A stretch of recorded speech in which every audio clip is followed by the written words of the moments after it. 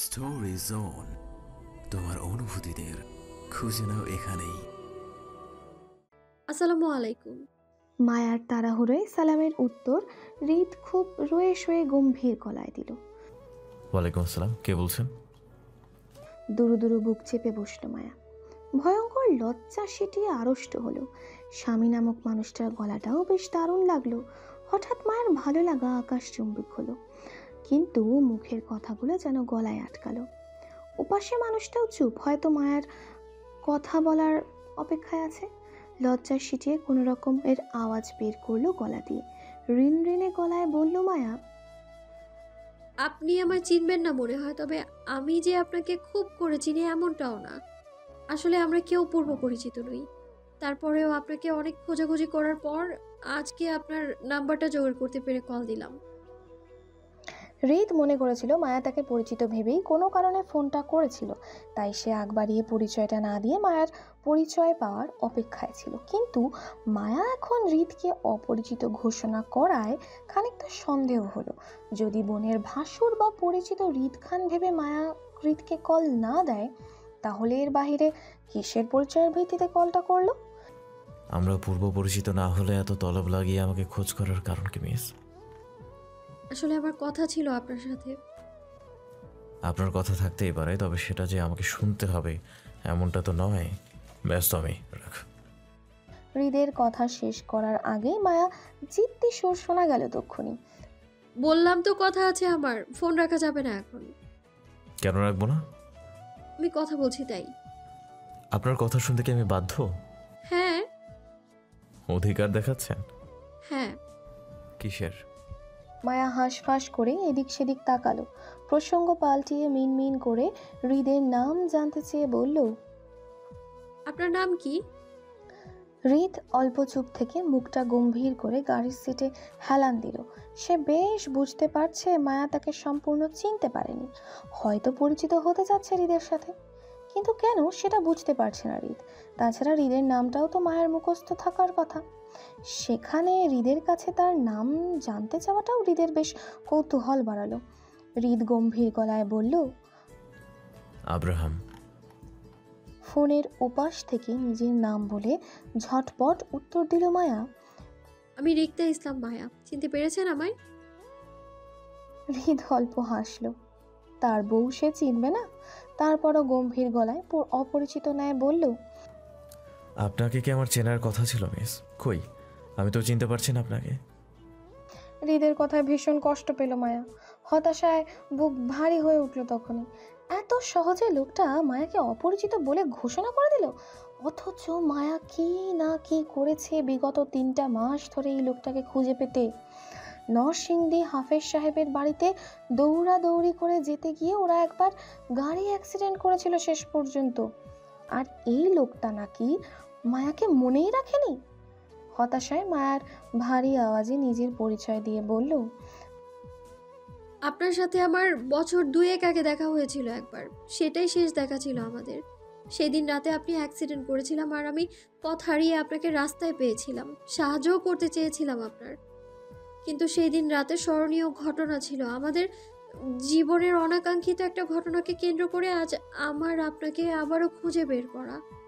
হাফেজ সাহেবের বাবা কাজী মোল্লাকে মনে আছে আপনার? সেদিন রাতে যারা আমাদের আশ্রয় দিয়েছিল ওনাদের বাড়িতে, মনে আছে আপনার? মায়ার গুছানো কথার অর্থ এবার সবই পরিষ্কার হলো হৃদের কাছে। মায়া যে তাকে পরিচিত হৃদ খান ভেবে নয়, বরং নিজের অপরিচিত স্বামীর খোঁজ করে কলটা করেছে, সেটা বেশ বুঝতে পারল হৃদ।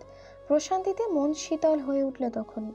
হৃদের দীর্ঘ অপেক্ষা প্রহর শেষ হলো বলে ঠোঁট প্রশস্ত করে নিঃশব্দে হাসল। অবশেষে তার বউ তাকে খুঁজে পেল। আজ বউ যেহেতু তার কাছে নিজ থেকে ধরা দিতে চাইছে, এবার সেও ছেড়ে দেওয়ার পাত্র নয়। ভারী হতাশায় গলায় বলল হৃদ, আশ্রয় কোথায় দিয়েছিল মিস? তারা তো আমাদের বিয়ে পড়িয়ে বাসর ঘরে ঢুকিয়ে দিয়েছিল সরাসরি। আমি অসুস্থ ছিলাম বলে বউটা সেরাতেই পালালো। এত রাতে বাসর করে সকালে বউ বাচ্চা নিয়ে একেবারে বাড়িতে ফিরতাম। শিট, মিস হয়ে গেল। আচ্ছা, আপনি কি কোনোভাবে আমার পলাতক বউ বলছেন? টু টু করে কলটা কেটে গেল তক্ষুনি। হৃদের বাকি কথাগুলো আর শোনা হলো না মায়ার। অতি লজ্জায় আড়ষ্ট হয়ে তৎক্ষণাৎ মুখ লুকালো বালিশে ঝাঁপিয়ে পড়ে। ঘন ঘন নিঃশ্বাসে লজ্জা কমাতে চেয়ে দু হাতের মুঠোয় পিষল বালিশের 2 টুকরো অংশ। মায়া বুঝতে পারল সুমনের নাম্বারটা ভুল নয়, সঠিক মানুষটাই ছিল, কিন্তু তাই বলে লোকটা প্রথমবারই এমন নিমজ্জিত কথাগুলো বলবে ভাবতে পারেনি মায়া। ছি, কেমন গা শিরশির করা কথা বলে লোকটা। মায়া এই লোকের সাথে আর কথা বলবে কিভাবে? মায়া কল কেটে দিতেই উচ্চস্বরে ঝড় করে হেসে ওঠে হৃদ। কান থেকে ফোন নামিয়ে স্ক্রিনের দিকে তাকাতেই সেই হাসি আরও দৃঢ় হয়। বউটার লজ্জা পেয়েছে বলেই হঠাৎ কল কেটেছে। হৃদ ফোনের স্ক্রিনের নাম্বারটা চেপে আবারও কল মেলাতেই বেখেয়ালি চোখ পড়ল আসিফ ও ড্রাইভারের বিস্মিত চেহারার দিকে। দুজন হৃদের উচ্চ হাসিতে চমকে তাকিয়ে আছে এদিকটায়। হয়তো হৃদকে এর আগে কখনো এভাবে হাসতে দেখেনি তাই। হঠাৎ হৃদের চোখে দুজনেই ধরা পড়ে যাওয়ায় থমথমে মুখের সামনে ঘুরে গেল তৎক্ষণাৎ। হৃদের প্রসারিত হাসিটাও ক্ষণে গম্ভীর মুখে পরিণত হলো। বাকিটা পথ আসিফ আর চোখে হৃদকে দেখল, সরাসরি তাকানোর আর সাহস পেল না। হৃদ ফের মায়ার নম্বরে কল মেলাতে চেয়ে ফোন দিল, কিন্তু অতি লজ্জায় আড়ষ্ট মায়া সেই কল রিসিভ করলো না। হৃদ মিটমিট হেসে ছোট একটা মেসেজ করে লিখল, পলাতক বউয়ের সন্ধানে আছে মিস। যদি আপনার লজ্জা কমে আসে তাহলে অবশ্যই আমায় স্মরণ করবেন, কেমন? আমি অপেক্ষায় রইলাম। মেসেজ পাঠিয়ে হৃদ গা ছেড়ে দিল সিটে। চোখের উপর হাত বেঁধে চোখ বন্ধ করতেই হৃদের ঠোঁটের মিটমিট হাসির রেখা ফের চোখে বিঁধল আসিফের। ব্যস্ত শহরের গাড়ি ছুটল মহাসড়ক ধরে চট্টগ্রামের দিকে, আর বাতাসের ধরে ভেসে আসলো এক নতুন প্রেমের গন্ধ। সেদিন সন্ধ্যায় মায়ার কল আসেনি হৃদের কাছে। লজ্জা, ভয়, অস্থিরতা কাটিয়ে মায়া হৃদকে কল দিল সেদিন রাতের দিকে। রাত তখন প্রায় 12টার ঘরে, জুই তখন ঘুমিয়ে। মায়া লুকিয়ে চুকিয়ে বারান্দায় একটা চেয়ারে বসে হৃদকে কল মেলালো। হৃদ তখনও গাড়িতে। কুমিল্লা পার হয়ে ফেনীতে ঢুকেছে সবে। সেই সময় হৃদ ফোন বেজে উঠতেই আসিফ সামনের মিররের দিয়ে হৃদের দিকে তাকালো এক পলক। হৃদকে দেখলো ফোন হাতে অল্প হাসতে। হৃদ মায়ার কল কেটে নিজে কল মেলাবে তার আগেই মায়া অধৈর্যের ন্যায় আবারও কল দিল হৃদকে। হৃদ এবারও ঠোঁট চেপে হেসে কল কেটে দিল, কিন্তু মায়া যেন ফোন হাতে নিয়েই বসে। হৃদের কল কাটতে না কাটতে সেকেন্ডের ভিতর তৃতীয়বার মতো কল দিল হৃদকে। মায়ের অস্থিরতা বুঝে হৃদ হাসলো। বাধ্য হয়ে কলটা রিসিভ করে কানে তুলে বলল, আপনার স্বামীকে কেউ নিয়ে যাচ্ছে না ম্যাডাম, একটু ধৈর্য ধরুন, আমাকে অন্তত কল ব্যাকটা করতে দিন। টু টু করে কল কেটে যেতেই হৃদ আবারও হাসলো। ফোনটা হাতে নিয়ে স্ক্রিনের দিকে তাকিয়ে রইল কয়েক পল। সময় নিয়ে আস্তে ধীরে কল দিল মায়াকে। ওপাশ থেকে মায়াও বেশ সময় নিয়ে কলটা রিসিভ করলো। বোঝাই যাচ্ছে তখনকার হৃদের কথায় লজ্জায় পেয়েছে বেশ। সময় নিয়ে কলটা রিসিভ করে মায়া প্রথমে সুন্দর করে সালাম দিল হৃদকে। আসসালামু আলাইকুম। হৃদ সালামের উত্তর দিয়ে বলল, ওয়ালাইকুম আসসালাম। ভালো আছেন? জি আছি, আপনি? জি ভালো। তারপর দুজনেই চুপ। হৃদ ইচ্ছাকৃতভাবেই চুপ। মায়া কি বলে সেটা শুনতে চায়। জড়তায় মায়া নিজের কথাগুলো গুলিয়ে ফেলে নিশ্চুপ হয়ে বসে থাকলো শুধু। কোথায় থেকে শুরু করবে বুঝতে পারল না এক মুহূর্তের জন্য। অন্ধকার বারান্দায় বসে কোলের উপর খালি হাতটা কষলালো মায়া। কি বলবে সেটা ভাবতেই হৃদের গলা শোনা গেল তক্ষুনি। হৃদ বলল, কি ম্যাডাম, কথা শেষ আপনার? জড়তায় মায়া আমতা আমতা করে কানের পেছনে চুল গুছে দিতে দিতে লাজুক কণ্ঠে বলল, না আসলে আমার না কেমন কেমন যেন লাগছে, হাত পা ঠান্ডা হয়ে যাচ্ছে ভয়ে। উফ, তাহলে তো কঠিন সমস্যা ম্যাডামের। আমি কি ফোন রেখে দিব? তাড়াহুড়ো মুখ খুলল তখনই মায়া। না করে বলল, এই না না, ফোন রাখবেন না প্লিজ, আমার কথা আছে। তাড়াহুড়ো হৃদের সাথে কথা বলতে আগ্রহ প্রকাশ করে লজ্জায় পড়ে গেল মায়া। ফোনের ওপাশে মায়ার স্বামী নামক মানুষটা নিশ্চয়ই মায়াকে বেহায়া ভাবছে, সেটা ভেবেই মায়ার মনটা খারাপ হলো। এত কষ্ট করে স্বামীর সামনে নিজের একটা ভালো ভদ্র পার্সোনালিটি প্রকাশ করতে চেয়েছিল মায়া, অথচ নিজের বোকামির জন্য মায়া ধরা না পড়ে যায়। আবার মায়া নিজের বোকামিকে চাপিয়ে আবারও ভদ্রতা দেখিয়ে সরি বলল। সরি। কেন? আসলে তাড়াহুড়ো এইভাবে বলতে চাইনি আসলে। কিন্তু আমি তো ওইভাবেই শুনতে চেয়েছিলাম। হৃদের কথা পৃষ্ঠে কথা খুঁজে পেল না মায়া। জড়তায় মায়া এদিক সেদিক লাজুক দৃষ্টি ঘুরালো। দুজনের বিয়েটা সম্পর্কে কথা বলতে চায় মায়া, কিন্তু কিভাবে শুরু করবে সেটা বুঝতে না পেরে খানিকটা চুপ রইল মায়া। ফোনের ওপাশ থেকে গাড়ির শব্দ পাওয়ায় চট করে মায়ার ঘোর ভাঙল। এখন রাত প্রায় 12টার ঊর্ধ্বে। এত রাতে লোকটা কোথাও যাচ্ছে কি? কৌতূহলে মায়া জানতে প্রশ্ন করলো। হৃদকে বলল, গাড়ির শব্দ পাওয়া যাচ্ছে, আপনি কি এত রাতে কোথাও যাচ্ছেন? হৃদ তার সুন্দর চুলগুলোতে হাত চালাতে চালাতে বাহিরে অন্ধকারময় রাস্তায় চোখ ঘুরিয়ে বলল, বউয়ের টানে তার শহরে যাচ্ছি দেখা করতে। হৃদের সহজ সরল উত্তরটা যেন মায়ার মাথায় বিস্ফোরণ ঘটল। মায়ার স্বামী বিবাহিত? কথাটা যেন আকাশ ভেঙে পড়ার ন্যায় চমকে উঠল মায়া। স্তব্ধতার ন্যায় মৃদু চেঁচিয়ে বলল, কি, আপনি বিবাহিত? হ্যাঁ। মানে কি? কি মানে কি? বিয়ে করব না? পুরুষ মানুষ বিয়ে না করে থাকা যায় নাকি? বিয়ের বয়স হয়েছে আমার, তাই বিয়ে করেছি। মায়া অতি ভদ্র সাজার কৌটা তক্ষুনি শেষ হলো। রাগে শেষে গালি দিয়ে বসলো হৃদকে।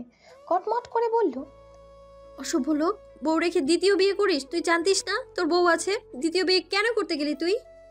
মায়ার হুট করে রেগে মেগে আগুন হয়ে যাওয়াটা হৃদের কাছে স্বাভাবিক লাগলো। যেখানে তীব্র অধিকার জন্ম নেয় সেখানে রাগে দু চারটে গালি শোনাই যায়। তাছাড়া হৃদ মায়ার কাছে পরিচিত হৃদ খান বলে নয়, বরং মায়ার স্বামী হিসেবে সে গালি শুনেছে, তাই হজম করে নিল স্বামী হয়ে। মায়ার রাগকে উস্কে দিয়ে হেয়ালি করে বলল হৃদ, বউ রেখে কোথায় বিয়ে করলাম ম্যাডাম? আমার বউ তো নাই। বউ পলাতক। বউ নেই বলেই তো দ্বিতীয় আর তৃতীয় বিয়েটা করতে হয়েছে আমায়। দরকার হলে আরও একটা করব। 4টা বিয়ের সম্মতি তো পেয়েছি, মাত্র 3টা করেছি। আপনাকে পেলে আর একটা করব, তারপরে শেষ, আর করব না। রাগে দুঃখে কেঁদে ফেল মায়া। এত কষ্ট করে নিখোঁজ স্বামী খোঁজ করাটাই বোকামি হয়েছে মায়ার।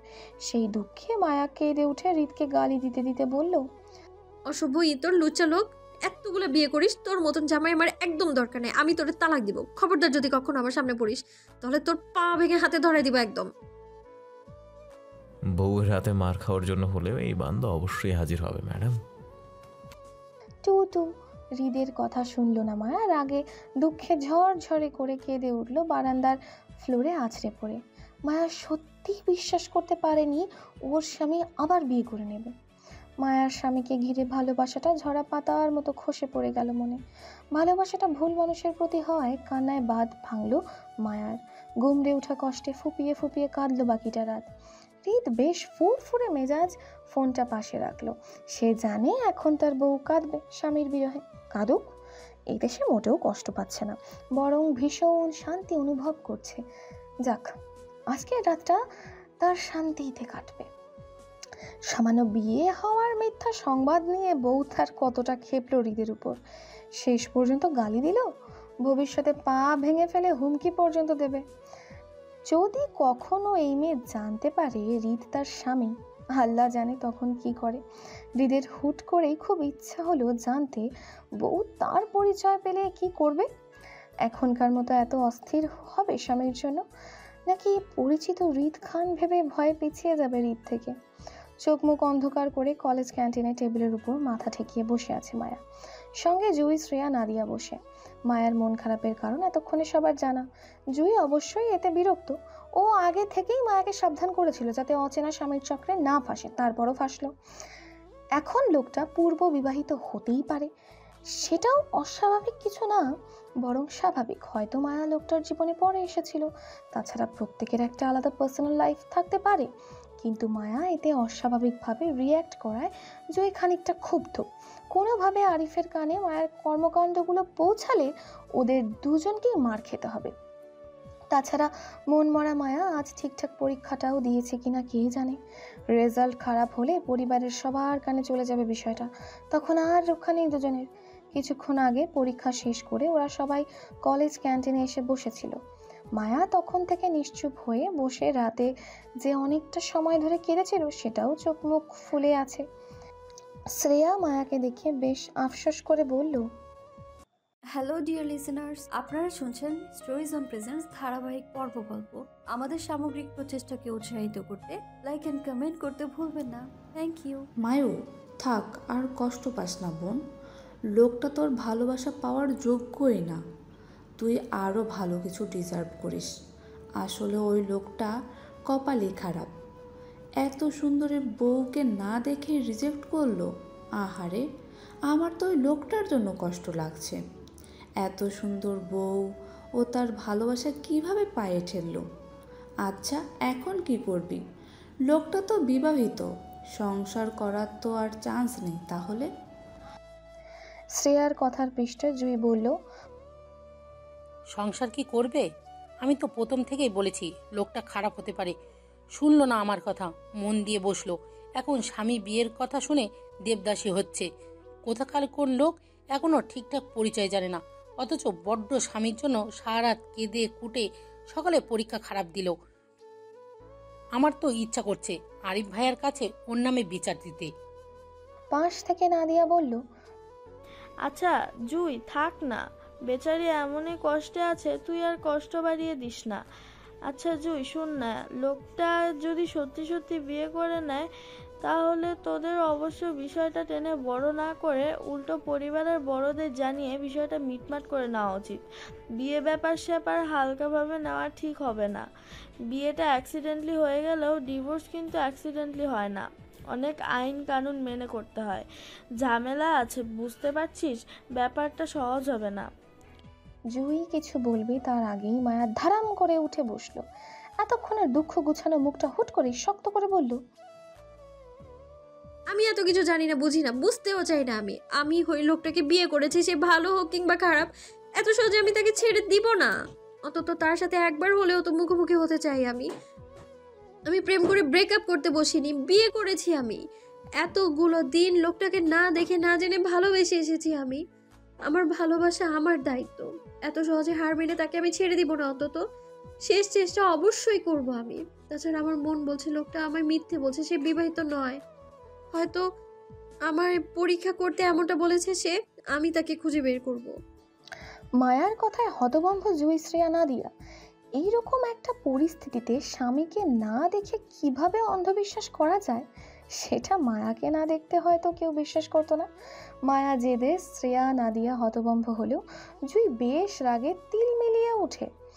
মায়া নিজের জীবন এমন অচেনা একটা মানুষের পিছনে ছুটে খারাপ করবে সেটা জুই কোনোভাবে মানতে নারাজ। তাই জুই সিদ্ধান্ত নিল এবার যেভাবে হোক মায়ার আরও পাগলামো বাড়ার আগে আজকের মধ্যে আরিফের সঙ্গে ওই বিষয় নিয়ে কথা বলবে।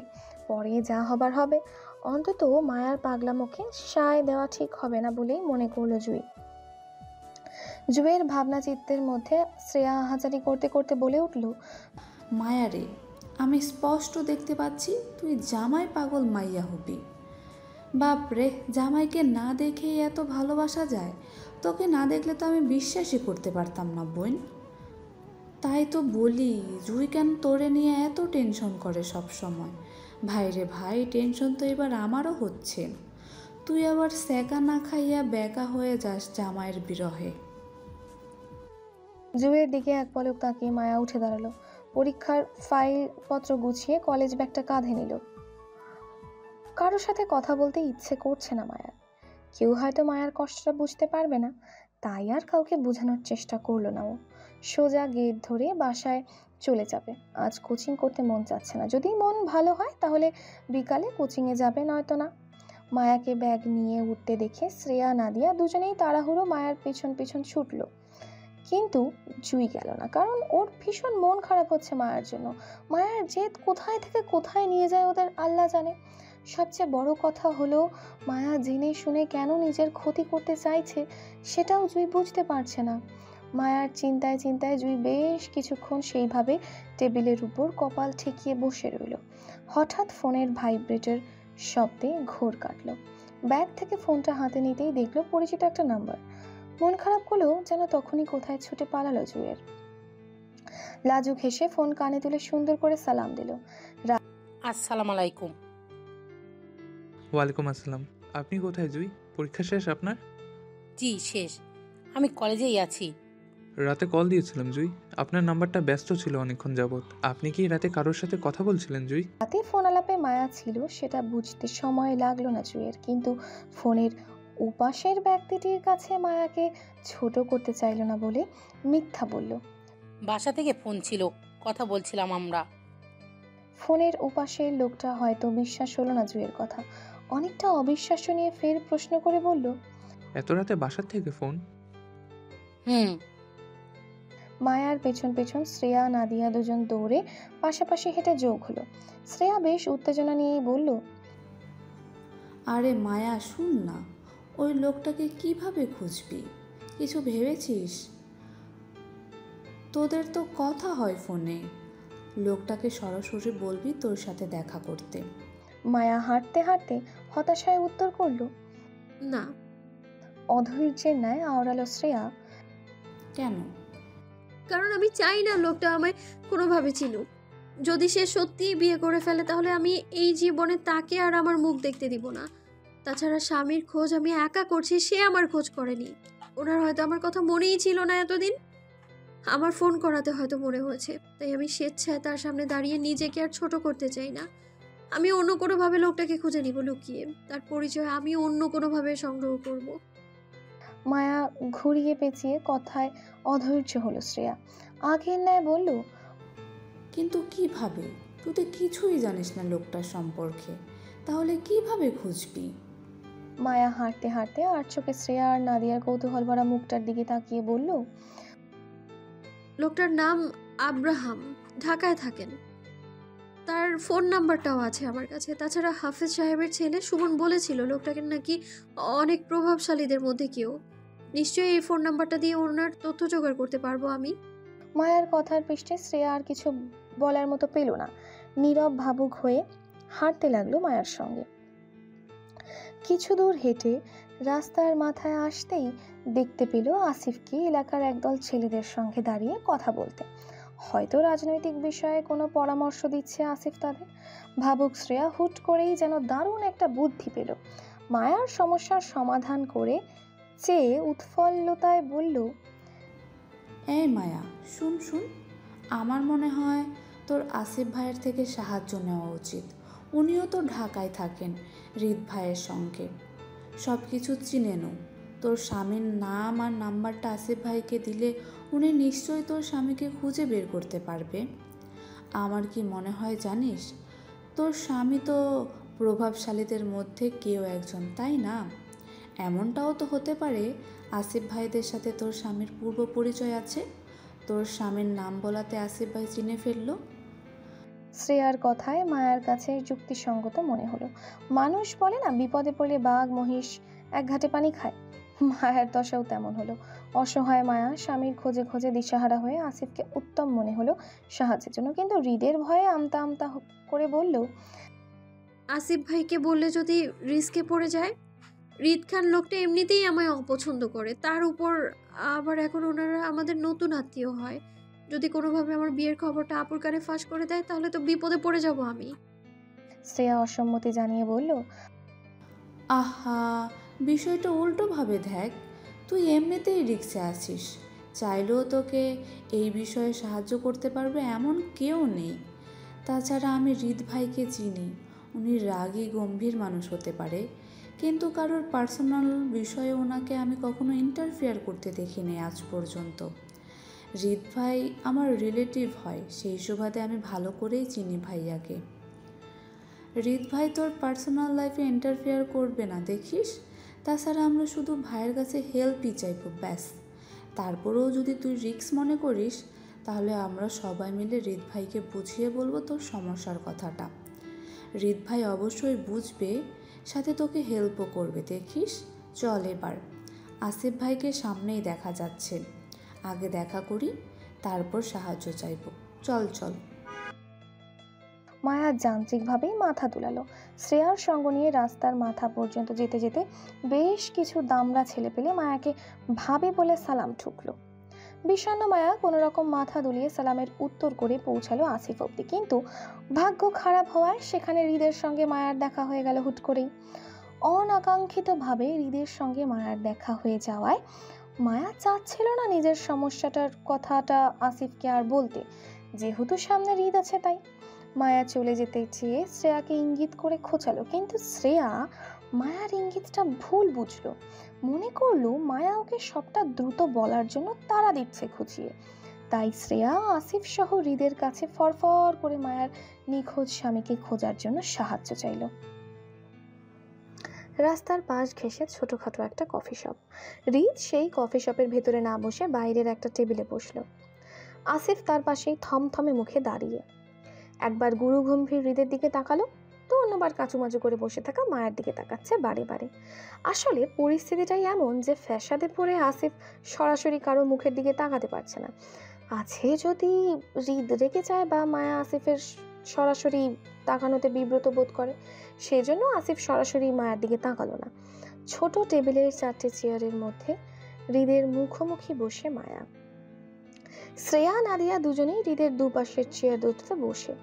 মায়া ভয় লজ্জা জড়তায় চুপ থাকলেও শ্রেয়া নাদিয়া দুজনে মিলে অসংখ্যবার হৃদকে বলে ফেলেছে মায়ার নিখোঁজ স্বামীর খোঁজের সন্ধান দেওয়ার বিষয়টি। হৃদ ভিতরকার বিস্ফোরণ ভাব চেপে শ্রেয়ার মুখে সবটাই শুনল গম্ভীর মুখে। আসলে এই মুহূর্তে হৃদের কি রিয়াকশন দেওয়া উচিত সেটা তখনই বুঝালো না সে। হৃদের মতন একজন বিচক্ষণ মানুষ কেবল বেকুব বনে বসে রইল। মূলত হৃদের কাল কম্বীয় ধারণাতে ছিল না তার খোঁজে তার বউ তারই কাছে সাহায্য চাইতে চলে আসবে। এই গোটা বিষয়টা হৃদকে বেশ বড়সড় আকারের চমকিয়েছে। হৃদ তো তীব্র শকটা এক মুহূর্তের জন্য রিয়াকশনবিহীন কেমন বেকুব বনে চুপ ছিল। আসলে অতিরিক্ত শকড হলে হৃদ তৎক্ষণাৎ মুখ খুলে কথা বলতে পারে না, কেমন চুপ করে যায়। যেমনটা হয়েছিল প্রথম যেদিন হৃদ আসিফের মুখে মায়ার পরিচয় সম্পর্কে জানতে পেয়েছিল। সেদিনের সাথে শুনেছিল মায়ার অ্যাক্সিডেন্ট করে হৃদকে খুঁজতে গিয়ে মারা গিয়েছিল। তখন হৃদ এক মুহূর্তের জন্য ঠিক আজকের মতন করে চুপ করে গিয়েছিল। মূলত হৃদের গলা চেপে গিয়েছিল অতিরিক্ত শকটে।